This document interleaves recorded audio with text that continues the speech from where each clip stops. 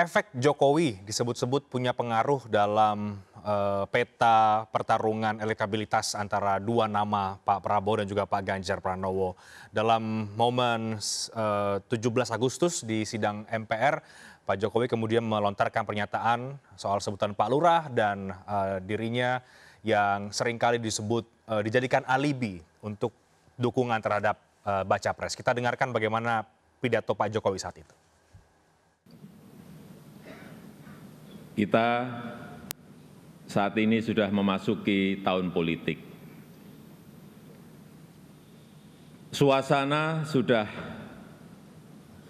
hangat-hangat kuku dan sedang tren ini di kalangan politisi dan parpol. Setiap ditanya capres dan cawapresnya, jawabannya belum ada arahan Pak Lurah. Saya sempat mikir, siapa ini Pak Lurah? Sedikit-sedikit kok Pak Lurah. Belakangan saya tahu yang dimaksud Pak Lurah ternyata saya.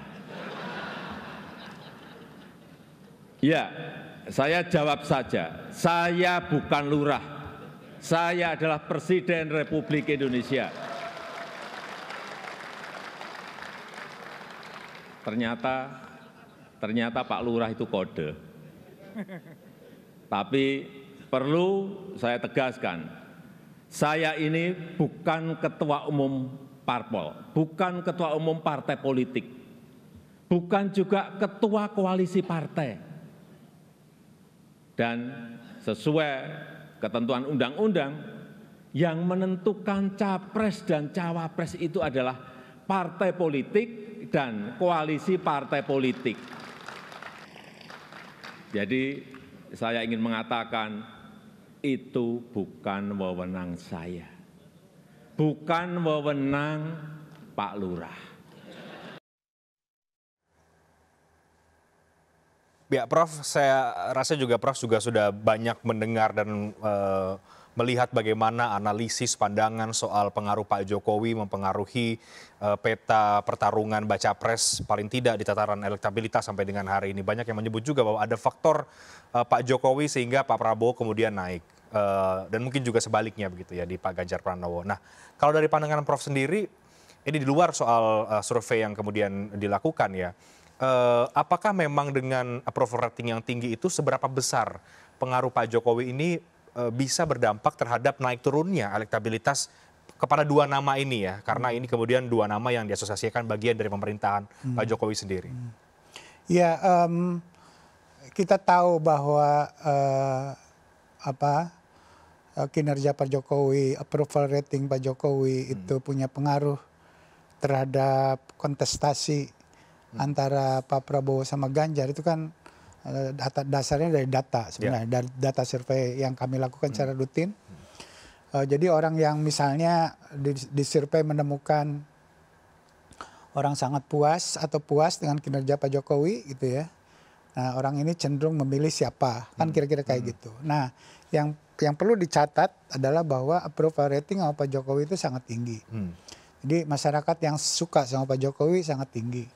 Yang rata-rata antara 70 sampai 80%. Kalau mau diambil rata-ratanya itu kan sangat tinggi. Jadi dalam kondisi seperti itu, logis kalau kontestan sangat berharap Pak Jokowi mengendorse-nya, gitu ya. Jadi secara teoritis begitu, gitu ya. Dan kebetulan, bukan kebetulan, dalam faktanya di lapangan dari data yang kami gali memang menunjukkan itu, bahwa sikap positif terhadap Pak Jokowi itu punya efek positif terhadap calon tertentu dan sebaliknya. Sikap negatif sama Pak Jokowi juga punya efek negatif pada calon tertentu. Jadi dalam hal ini adalah yang positif itu cenderung pada Ganjar. Yang orang yang merasa puas dengan kinerja Pak Jokowi itu cenderung orang itu milih Ganjar, gitu ya. Dan sebaliknya, yang tidak puas dengan kinerja Pak Jokowi itu cenderung milih Anies, gitu ya. Jadi kalau mau dikontraskan, persaingan ini sebenarnya persaingan antara Anies sama Ganjar. Sebenarnya ya. Dan itu sangat textbook sebenarnya. Pola persaingan semacam ini. Nah, sekarang muncul Pak Prabowo gitu ya. Yang di tengah, sebut begitu. Nah, Pak Prabowo punya sikap yang sangat positif. Karena dia sekarang udah jadi menterinya kan. Walaupun tadinya jadi kompetitor, dia sekarang udah jadi menterinya. Jadi dengan sendirinya dia menempatkan diri sebagai anak buah Pak Jokowi. Logis kan? Jadi secara formal dia memang menteri anak buah Pak Jokowi. Pak Jokowi yang mengangkat, kira-kira begitu. Pak Jokowi kan berharap begini, untuk kebaikan bangsa, pernah menyatakan secara eksplisit di media memuatnya, untuk kebaikan seluruh bangsa, yang kalah harus dirangkul, gitu ya. Kalau tidak mau jangan ganggu. Nah itu pesan Pak Jokowi. Nah ini sama kasusnya. Jadi kita melihat pada Pak Prabowo kalah, rangkul, mau kan, dirangkul. Kalau misalnya Pak Prabowo waktu itu tidak mau, tapi jangan ganggu dong. Kata Pak Jokowi kira-kira kayak begitu. Nah kenyataannya adalah Pak Prabowo mau masuk ke dalam pemerintahan Pak Jokowi, walaupun tadinya jadi lawan politik yang sangat keras 2 kali pemilu. Nah, ini positioning Pak Prabowo dalam hubungannya dengan Pak Jokowi itu punya nilai positif buat dia, gitu. Walaupun tidak sepositif Ganjar. Minimal suara yang suka sama Pak Jokowi yang 70 kan besar sekali itu. Kalau itu 100% atau 90% ke Ganjar udah menang. Ganjar. Selisihnya dengan Prabowo akan menjadi sangat besar. Sekarang ini, sampai hari ini setidak-tidaknya belum mayoritas orang yang suka dengan Pak Jokowi itu milih Ganjar, belum. Walaupun yang milih Ganjar itu lebih tinggi secara signifikan dibanding yang memilih Prabowo dari orang yang suka tersebut. Tapi harapan teoritisnya gitu ya. Karena Pak Jokowi adalah orang PDI Perjuangan dan dalam beberapa kegiatan-kegiatan Ganjar juga dikaitkan terkait dengan Pak Jokowi kayak begitu. Jadi kalau dapat 60-70% logis kira-kira begitu. Nah, sekarang itu belum. Nah, oleh karena itu saya melihat bahwa sampai hari ini kan Pak Jokowi tidak mengendorse secara eksplisit. Misalnya mengatakan saya mendukung Ganjar. Oke. Atau sebaliknya misalnya saya dukung Prabowo. Kata-kata eksplisit seperti itu kan tidak keluar gitu ya. Nah, menurut saya dalam kondisi seperti ini adalah kondisinya dalam tanda kutip seperti netral gitu loh. Dan Pak Jokowi walaupun tadi mengatakan di pidatonya saya disebut ini, dipakai di sini, dipakai di sana dan seterusnya kayak begitu kan. Dan memang kenyataan di lapangan seperti itu. Nah, oleh karena itu dalam situasi seperti ini di mana Pak Jokowi sangat positif, menurut saya pintar-pintar saja di antara Pak Prabowo dengan Ganjar ini untuk dalam tanda kutip memanfaatkan Pak Jokowi gitu loh ya. Mensosialisasikan, mengidentikan diri dengan Pak Jokowi seperti saya lihat di berbagai atribut. Ganjar sih saya di Jakarta udah mulai melihat banyak ya. Mungkin kalau Pak Prabowo lebih masif ya. Saya melihat Pak Prabowo jauh hari sebelumnya. Yang Ganjar belum melakukannya, Pak Prabowo sudah melakukannya. Saya pernah jalan ke beberapa daerah kayak gitu, sangat-sangat masif gitu ya. Bagaimana Pak Prabowo bersama-sama dengan Pak Jokowi. Yang itu belum dilakukan secara masif oleh Ganjar. Saya sekarang udah melihat di Jakarta, udah cukup banyak ya hubungan seperti itu. Oleh karena itu, selama Pak Jokowinya nggak melarang menurut saya ya. Jadi dimanfaatkan saja. Iya, karena apa? Karena Pak Jokowinya seperti mempersilahkan, ya silakan aja gitu ya. Pak Jokowi pernah bilang juga banyak yang pakai gitu ya. Dan saya nggak bisa melarangnya, kira-kira kayak begitu bahasanya. Jadi menurut saya itu adalah masalah kreativitas dan kesungguhan untuk menggunakan resource, sebutlah begitu. Ini kan resource politik. Pak Jokowi ini resource politik, bahwa dia disukai oleh rakyat. Tentu aja banyak juga yang tidak suka, tapi mayoritas 70-80% loh. Itu langka gitu ya. Rakyat suka sama Pak Jokowi seperti itu. Menurut saya itu adalah harusnya menjadi resource yang sangat penting. Dan Pak Prabowo memanfaatkan itu dengan baik. Itulah yang membantu Pak Prabowo naik. Yang sepanjang 2022 dia udah berada di bawah. Bahkan sama Anies sempat dia dilewati. Iya, sempat terlewati. Iya, sempat sama Anies. Nah, oleh karena itu ketika masuk dia banyak mengidentifikasikan diri dengan Pak Jokowi, ada nilainya buat dia. Walaupun masih di bawah Ganjar soal efek dari Pak Jokowi ini terhadap Prabowo masih lebih kuat pada Ganjar, tapi ada yang bocor gitu. Karena apa? Karena orang yang dulu memilih kalau harus head to head antara Ganjar dengan Prabowo gitu ya. Orang yang tidak suka sama Pak Jokowi itu cenderung ke Prabowo semua. Cenderung ke Prabowo. Jadi Pak Prabowo tinggal nambah bocoran sedikit dari orang yang suka sama Pak Jokowi. Itu dia udah unggul. Nah, bagaimana caranya itu Ganjar mengambil supaya maksimal orang yang suka sama Pak Jokowi itu masuk ke dia, itu satu catatan dan tantangan untuk tim Ganjar Pranowo. Oke, jadi Anda melihat tim Pak Ganjar Pranowo belum maksimal memanfaatkan dalam tanda kutip resource ya, Pak Jokowi ini. Iya, belum. Jadi menurut saya itu sangat nyata, dan dalam beberapa kesempatan ya kan secara formal Pak Jokowi datang dalam kegiatan-kegiatan dilakukan oleh PDIP, yang dilakukan oleh yang di situ ada Ganjar, seperti waktu deklarasi, pengumuman ya kan, waktu juga di mana, waktu di Bung Karno, Gelora Bung Karno gitu kan, datang di situ. Itu kan Anda tidak menemukannya pada kegiatan yang dilakukan oleh Gerindra. Pada Pak Jokowi datang kayak begitu ya. Nah, ini pada PDIP Pak Jokowi datang. Dan etis juga kalau timnya Ganjar memanfaatkan dalam tanda kutip ya resource Pak Jokowi ini. Karena ya sama-sama berada dari partai yang sama gitu ya, dengan mengambil keputusan yang kurang lebih sama, juga dari sama-sama dari Jawa Tengah kayak gitu, itu logis.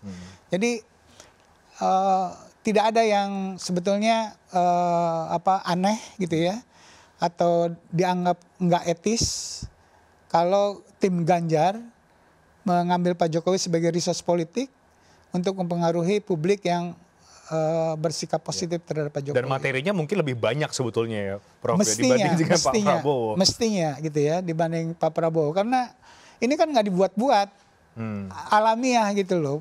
Pak Jokowi itu orang PDIP gitu ya. Dan karir panjang dari wali kota sampai jadi presiden 2 kali kayak gitu kan.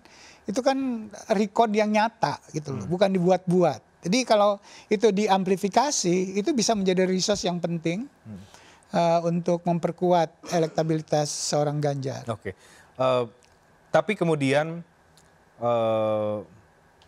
fakta politiknya kerap kali ada dinamika kan ya Prof ya, terutama kalau kita bicara soal Pak Jokowi, jadi perjuangan dengan partai-partai yang lain, sehingga ya itu mungkin juga berpengaruh. Artinya bagaimana kemudian realitas politik ini juga harus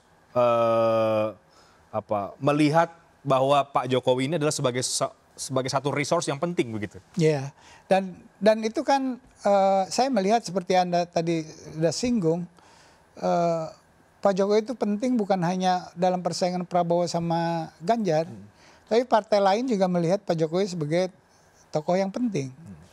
Karena partai-partai itu kan hampir semuanya berada di dalam pemerintahan Pak Jokowi, ya kan? Kecuali 2 partai, PKS sama Demokrat, ya kan? Yang lainnya di bawah pemerintahan Pak Jokowi. Oleh karena itu, secara umum polanya adalah ingin partai-partai itu mendapat endorse dan restu dari Pak Jokowi, gitu loh. Oke?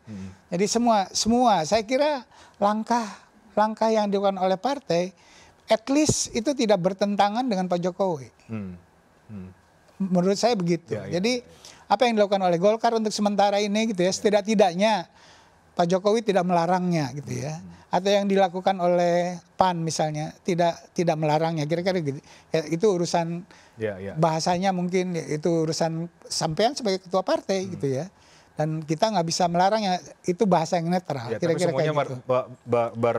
Berharap atau mengatakan ada restu dari Pak Jokowi begitu ya, tentu atas saja, arahan Pak Jokowi. Arahan Pak Jokowi. Jadi menurut saya karena Pak Jokowi adalah resource politik yang sangat penting dan sangat besar secara politik ya, resource politik dalam hal ini. Oleh karena itu semua partai politik berharap dukungan dari Pak Jokowi. Nah, jadi logis saja kemudian ya dalam situasi seperti itu ada sikap yang tidak mudah juga buat Pak Jokowi gitu ya. Apalagi kalau dia punya pretensi untuk untuk adil terhadap semua yang mendukung dia selama ini. Dia bahwa Pak Jokowi adalah kader PDI Perjuangan jelas gitu ya. Tapi partai yang lain dia bilang saya juga mencalonkan Anda loh. Dan saya juga menjadi anak buah dalam tanda kutip Anda loh di sini gitu. Ingin juga mendapatkan perlakuan yang adil kira-kira gitu, yang seimbang, tidak didiskriminasi secara politik kayak gitu. Misalnya karena mentang-mentang orang PDIP lantas sikapnya sangat PDIP sekali misalnya seperti itu. Pak Jokowi tidak menunjukkan itu menurut saya. Itu mungkin cara yang lebih adil dari perspektif Pak Jokowi sendiri. Ya. Jadi kalau kemudian muncul anggapan bahwa Pak Jokowi berhadapan-hadapan dengan partainya sendiri, itu kalau itu kemudian tidak bisa dikelola ya, Prof, isu itu merugikan sebetulnya ya? Menurut saya sangat merugikan ya. Jadi kalau misalnya tentu saja ada ekspektasi dari partainya Pak Jokowi dalam ini PDI Perjuangan dengan kader-kadernya punya ekspektasi yang lebih agar Pak Jokowi berbuat bukan hanya 1, 2 tapi 10 kalau bisa kan begitu. Logis juga gitu ya. Kalau PDIP punya ekspektasi seperti itu gitu, logis gitu loh. Tapi jangan sampai kekecewaan ini menjadi sumber untuk mengkontraskan seorang Pak Jokowi dengan partainya, kira-kira kayak gitu. Bahwa kemudian itu tidak mudah. Jadi harus ada saling mengerti dalam soal ini gitu ya. Dan mungkin ya itu tadi yang terbaik adalah inisiatifnya harus diambil dari tim pendukung Ganjar sendiri. Inisiatif dalam pengertian ya Pak Jokowi tadi yang saya berulang-ulang katakan itu adalah resource yang sangat penting. Dan kenapa tidak dipakai? Gitu. Oke, itu jangan minta sama Pak Jokowi. Iya. Lakukan aja, Pak Jokowi nggak melarang kok. Dibuat saja begitu ya? Dibuat saja, Pak Jokowi tidak melarang kok gitu ya. Jangankan sama PDIP, partai yang lain juga memanfaatkan dipersilakan. Kalau itu dimaksimalkan dalam beberapa waktu ke depan, Anda meyakini akan ada mungkin lonjakan survei Pak Ganjar kah atau bagaimana? Secara empirik begitu. Harusnya ya. Kalau tidak, berarti ada satu yang salah yang lain lagi, ada masalah yang lain lagi. Kan dalam politik variabelnya banyak gitu ya. Oke, baik. Prof, kita jeda dulu. Usai jeda kita akan bicara soal yang tadi Prof juga sudah singgung, soal bagaimana parpol juga memanfaatkan Pak Jokowi, mengatasnamakan Pak Jokowi, dan bagaimana peta politik yang ada sekarang ini. Banyak yang mengatakan ini sebenarnya masih cair, meskipun sudah ada deklarasi apa segala macam. Nah, dan seberapa besar juga dukungan parpol itu linier dengan elektabilitas dari baca pres. Kami break terlebih dahulu, kami akan segera kembali sesaat lagi.